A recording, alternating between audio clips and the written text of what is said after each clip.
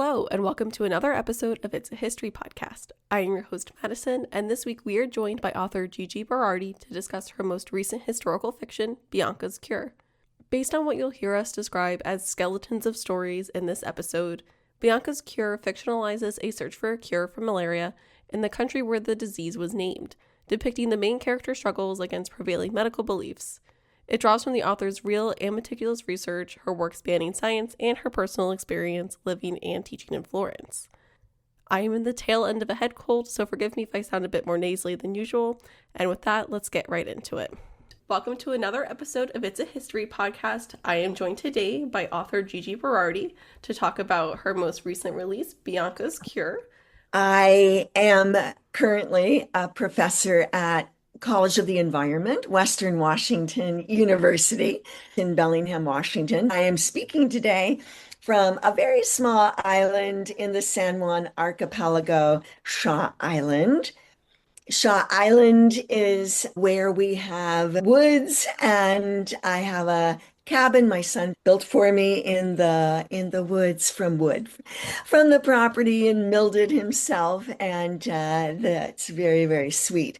So, but I work full time at the university. I have taught in a number of universities and colleges, 12 to be exact, on the East Coast and West Coast, but I'm very happy to be at Western now. I am historically or traditionally, typically a nonfiction writer, creative nonfiction writer. I teach writing proficiency classes. I am very interested in history and building histories and imagining histories from the factual skeleton that we have. And that's how I wrote Bianca's Cure. I am very familiar with Florence. I speak Italian. There's actually an Italian translation I worked on of the book that's going to be coming out with the Book Whisperer, which is an Italian group in Florence. I'm interested in unseen men and unseen women's histories in particular. So when I wrote Bianca's Cure, I wrote it originally under the title The Alchemy of Desire. And it was written from Francesco's perspective, her lover, her husband. And it was so dry. It read, as some people said, like a Wikipedia article. And so I threw out all 100,000 words and rewrote the book with a voice-driven approach from the perspective of Bianca. And I think the book now, Bianca's Cure, is a story of both Bianca and Francesco. We know even more about Francesco through knowing Bianca. I did enjoy reading the book from Bianca's perspective, although I'm curious to see how it would have been from Francesco's perspective now that you said that's how you wrote it. But I do think that having it through was important and also added more to the story. Her motivation was very serious. She was driven, as Francesco was driven with his alchemy. We know that about both from rooms in the Palazzo Vecchio that each of them had to do their alchemy. I think we should talk about the premise of Bianca's Cure and the story itself, and then we can get into the separation between what's fact and what's fiction, and how even in the fiction there's still truth to the story. Sure. So the premise of the book is that people are dying of malaria, ordinary people, royal people, and there is no cure for this disease. God's will is the therapy. And a woman in Venice who comes from a family of alchemists decides that she needs to turn her alchemy into a science. This science is going to give her answers in terms of the cure for malaria using the herb Artemisia. She is driven to go to Florence, where the Medici are, and the Medici are huge alchemists and astrologers. And there she thinks she's going to meet the Medici and get access to their science and make it hers. The book is about how she does that and what happens. Although there's Yes. questions, as many questions as answers. Yes. The ending was quite thrilling as I was going through. I was like, oh my goodness. So, you spoke about malaria being very prevalent in Florence. Do you want to go a little bit more into about the effect that malaria had on this city during this time period? For sure. I think what's important is to take a quick look at the geography of Italy. Italy is basically 80% mountainous, hilly and mountainous, with valleys, coastal plains, and river plains, especially in the northern part of Italy in the Po Valley. There's a lot of low-lying areas, marshy areas where the mosquito vector thrives. This is true not just in Italy, but we think typically of parts of Africa, parts of countries in sub-Saharan Africa. But the word malaria is actually an Italian word, malaria, which means bad air, and it's a moniker given in the 19th century, really. It is a disease that manifests itself in strange ways. It seems to subside and then it comes back. At this time, it was not called malaria, it was more commonly called the tertiary fever or the quaternary fever because the fever would manifest itself after 3 days or after 4 days, it would subside. And this fits with the life cycle of the disease organisms in the body. It manifested as fever, and I'm fairly graphic in the book as to what it looks like for people. One important thing to remember in terms of the inciting incident for Bianca, it was losing her mother in that first chapter so early on, her mother, who she was trying to save with her mother's own herbal remedies, Artemisia remedies, and then some problems she has in that first convent that she goes to when she's in Florence. As the book evolves, so does the relationship between Francesco and Bianca. And he's not just a means to an end. She cares deeply about this person. At one point in the book, I say, at what point did this happen? Where instead of saving all people, she was saving this one man in front of her. I think that's her drive. She also knew that Medici wives did not fare very well once they lost their Medici husband. Even with their Medici husbands alive, it was not clear what would happen to her if Francesco were to die. You've mentioned the Artemisia a couple of times. I think we should go into what that actually is and about the recent awards given regarding Artemisia. Yeah, Artemisia is interesting. It's in the Daisy family, the Astor family, and it looks very weedy. I mean, some might call it wispy and fragile looking, but it grows like a weed. It wants to grow tall and as opposed to out. And that also might have to do with its quest for resources and a kind of alchemic sense. We know Artemisia in many different forms. And so there's Artemisia absinthe, from which we get absinthe. There's a number of species which are considered wormwoods and mugwort, and each of them have their own healing properties or characteristics. But Artemisia annua is the Artemisia species used for curing malaria. And it is an herb that's been used for its medicinal value for millennia in China. And it was not an accident that Bianca was in Venice and her aunties were in Venice and her family was in Venice, the great port city where one could imagine that cultivars of Artemisia somehow made their way into that were Artemisia annua in particular into Venice. and elsewhere in Italy. So it's the Artemisia annua, and the extract we know now, the isolate is artemisinin, which is used in malarial prophylactics and treatments. It was a woman who became the first Chinese person in the category of physiology or medicine to win the Nobel Prize from mainland China. Yu Yu, and I'm in contact with her lab. Yu Yu won this prize in 2015 for her lifelong work in categorizing and isolating components of Artemisia.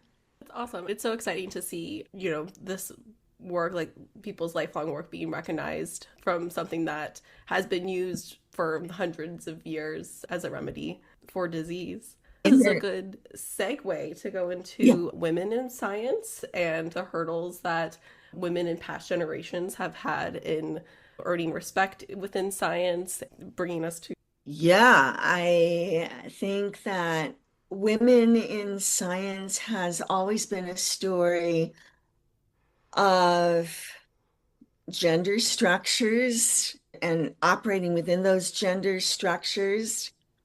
I will expand it beyond female and male self-identifying characteristics to being historically unseen and uh, not causing feeling that one needs to be nice, basically, and kind of raises questions about niceness and genuineness, drive and motivation. How much of yourself, male or female, do you reveal when you're trying to get a scholarship and you're trying or get into a lab or research group and your work just doesn't speak for itself? In the book, Bianca's Cure, she is looking for resources basically. And I think a lot of science through time is looking for those resources, whether it's a place to do your science, a laboratory, it's the money needed for resources to conduct your experiments. But also, as I get to at the very end of Bianca's Cure, it is a question of presenting your results too and being heard as you are presenting your work. I think it's a long and repetitive story. And I think that's why I have reviews from women scientists for the book saying, in the book, the Italian scientists as well as USA scientists saying that this is my story too. This is the story of women that are trying to, I don't know, get ahead, make a name for themselves, create and have their work credited. In the book, you go into how Bianca feels that if she had been a man with similar ways that she was going through making the different experiments, how much farther she could have been or how much more respect she would have had in regards to her experiments, working, not working, or even having the ability to experiment with them, because that was a big hurdle she had in the story, was just even finding ways to use her mixtures to help cure people. Right. That is a really interesting question. And as you were talking, I thought, I guess an argument could be made that had she stayed in Venice, had she married had she married the person that her father wanted her to marry, had she taken over the household in the way that her father wanted her to take over the household, I guess an argument could be made is she might have found resources there. She might have been able to do some of her work there, but she wouldn't have had the respect and she wouldn't have had a community of like-minded individuals with which to share her work. And Francesco, at least for her, held out the possibility of being part of that community of alchemists that were driven to spend a large portion of their day in a laboratory. His laboratory was the casino. She was a woman doing a male kind of science. I'm not sure how many men were asking the questions that she was asking. The alchemy at that time was an industrially oriented, manufacturing oriented alchemy. It was about dyes, pigments, and solvents for chemical processes. And she wasn't interested in that. Even in the convent, she was fascinated by the silkworms. The nuns were cultivating on their mulberry bushes the silkworms who were spinning their cocoons, and then they were processing the cocoons from which they could weave from the silk. So she really was pretty motivated with curing malaria. And I think Francesco, in the end, really was a great support to Yes. her. Even in the beginning, when he didn't quite understand exactly where she was going with what she wanted to do, over time, he did really seem to respect her and what she wanted to do, especially when her wants of wanting to, work with the science kind of over preceded her like expectations of being a mother or a more traditionally womanly figure, especially with her own children and stepchildren. Yeah, exactly. I mean, the Mama Bianca, some of the children call her. In the picnic scene, Virginia's already married, Mm-hmm. but her stepchildren, Mama Bianca, she was by all accounts called Mama Bianca. They were looking up to her as a mother figure. And it is important to note that Francesco had this tradition, this history, a family history of being a children-oriented person. His own parents, Cosimo and Isabella, made it a priority to interact with the children, to have meals with the children, which was almost unheard of at that time. So Bianca had a hard time because the standard was a very high standard, especially in the Renaissance, that this man would not only admit mistakes and defer to her, but was a very loving father. It was nice to see that he did end up taking into account her wants. She was able to do the things she wanted to do, or more felt that she needed to do to try to find a cure. Yes, and she works in the book. You have her working for a long time, working on her notes, going back to her mother's notes, trying to see what worked and what didn't work. I want to try to go into where at the end in the author's notes you have what areas are more factual and which areas are areas that you had taken some liberties. I don't know if we want to talk about that a little bit, where the true facts are and where the parts of the book are more filled in but still based in some sort of historical.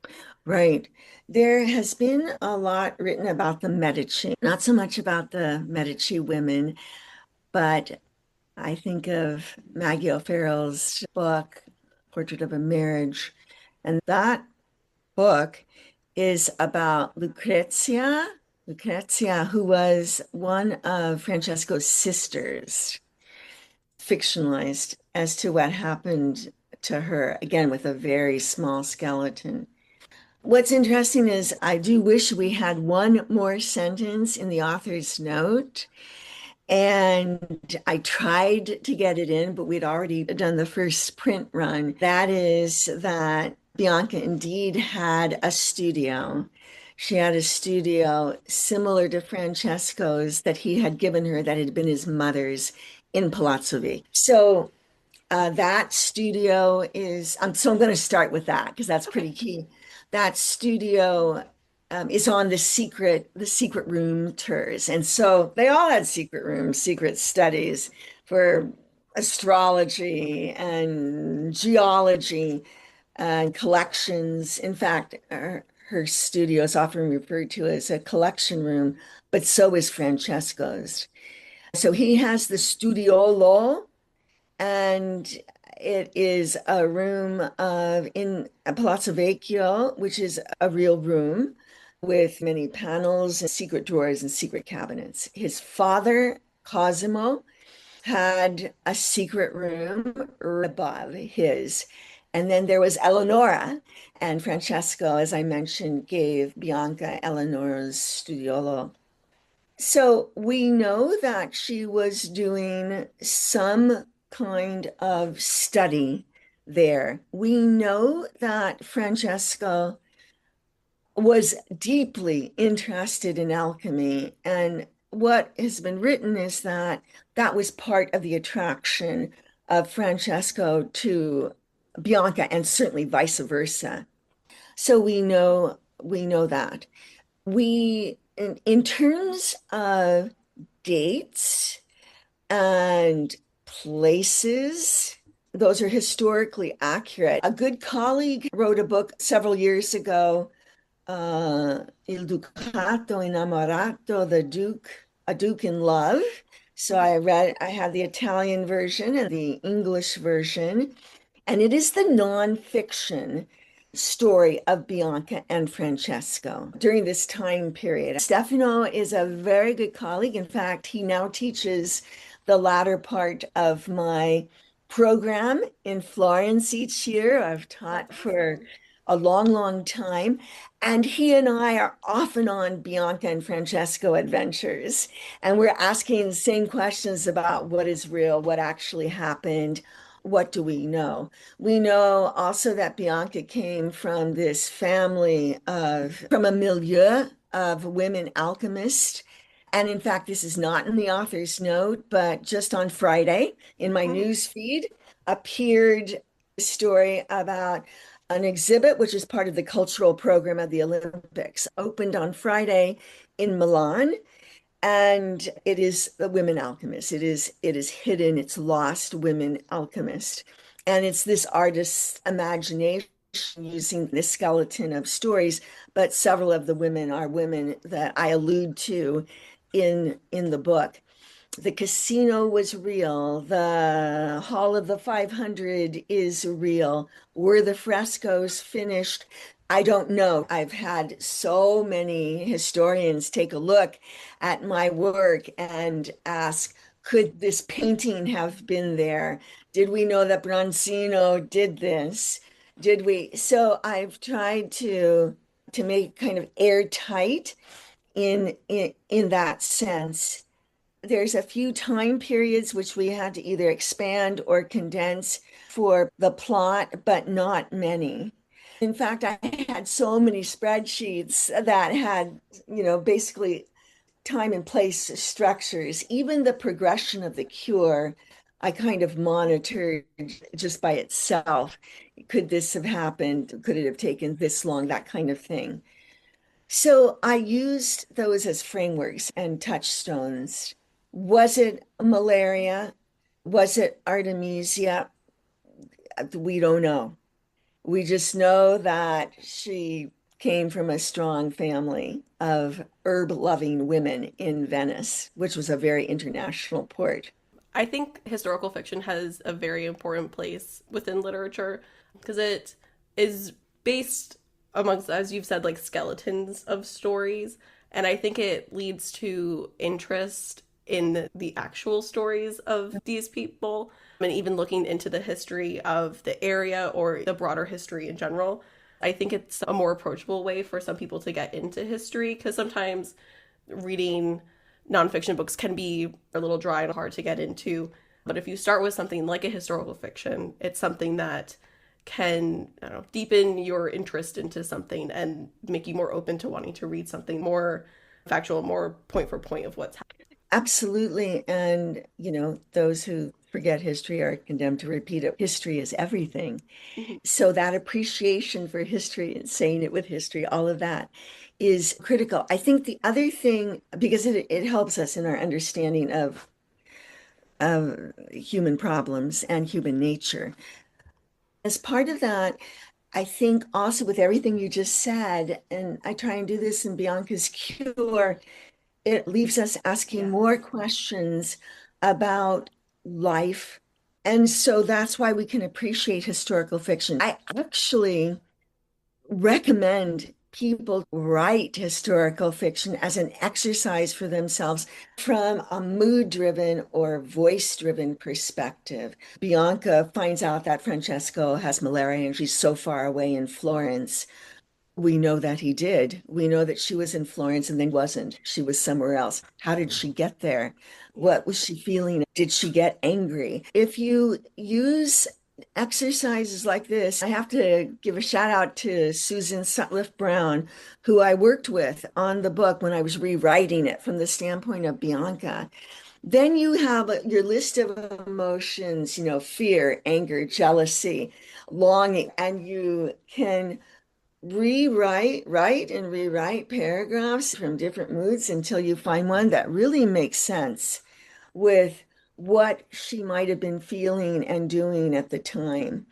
And so I think that helps us understand motivations, understand motives for history, because really the way in which history is rewritten is pretty straightforward, so-called fact-driven. If you understand these people or understand the draw of a place as a character in history, then, for example, when you are going through exhibits at the Met in New York, or you find yourself at the Getty Museum in Los Angeles, and you see porcelain that was touched by Francesco de' Medici. He was driven to produce a paste porcelain outside of China, an Italian porcelain, a Medici porcelain.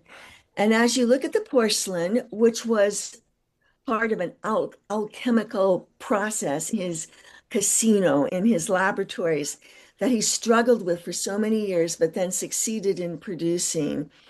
And you see a picture of a woman, a design of a woman on this porcelain at the Getty, and you look at it, and it couldn't possibly be Johanna from Habsburg. It has to be Bianca Capello.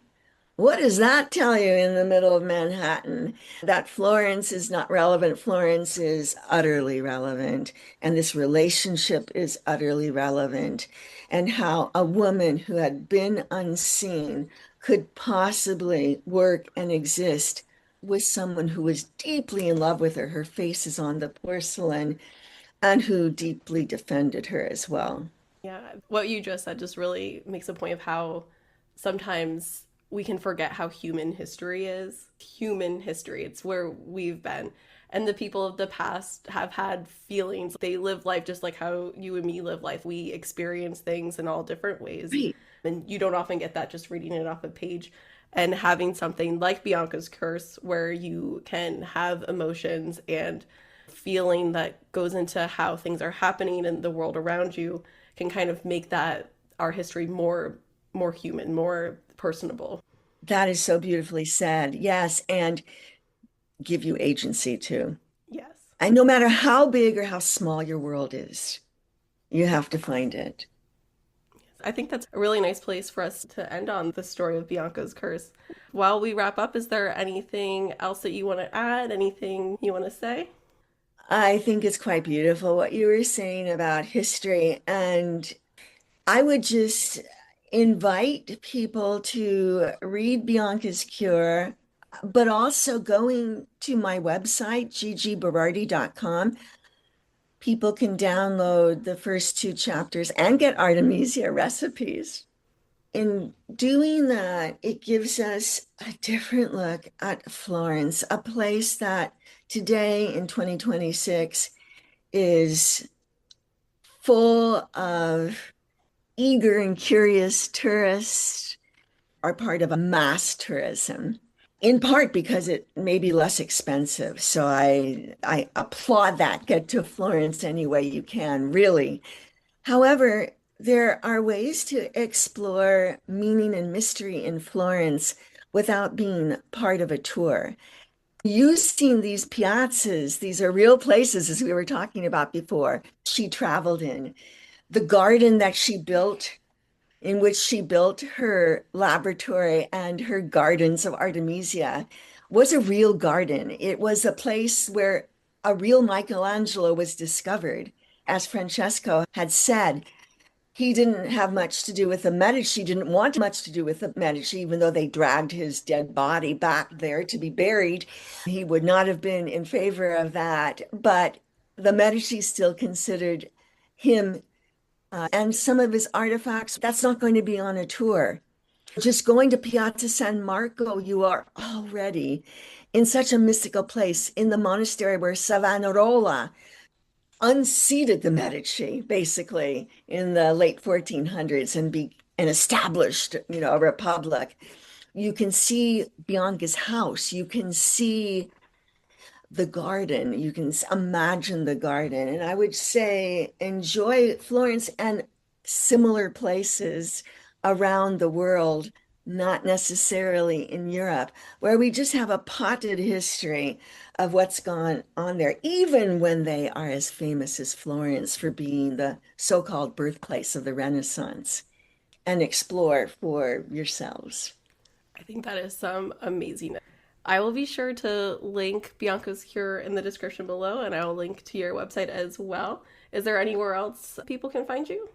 I think if they just Google Bianca's Cure, you're going to get to any number of platforms, but it's in my blog that it's in the blog. I follow me, Gigi Berardi, author.